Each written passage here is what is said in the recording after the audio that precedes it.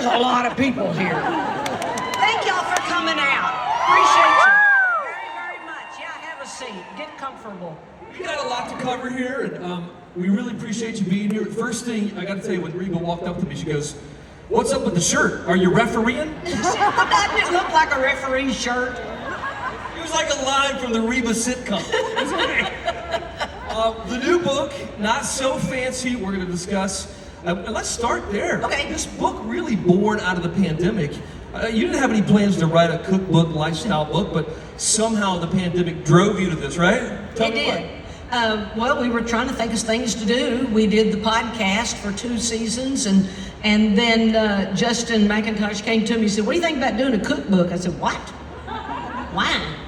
Because, I'm not known to be a cook, but I did do a lot of cooking during the pandemic. Rex and I, we got into cooking and having fun in the kitchen, and then with the restaurant, we kind of, well, why don't we try this out? And then we'd send it to Chef Curtis in Atoka, Oklahoma for the restaurant, and it just kind of snowballed into this. Yeah, it's pretty amazing. And it is really a cookbook, like I said, but also a lifestyle book. So many stories in here.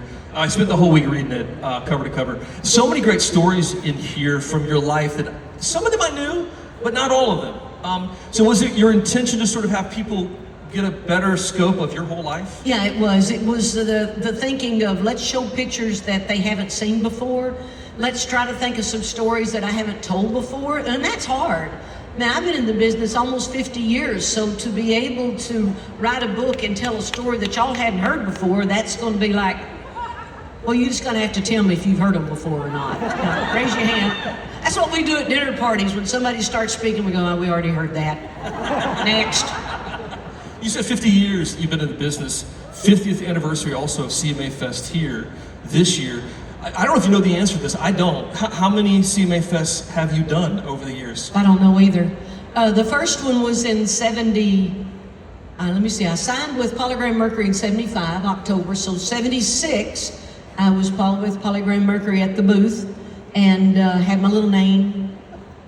It was a little piece of paper with my name written on with a Sharpie, I'm pretty sure.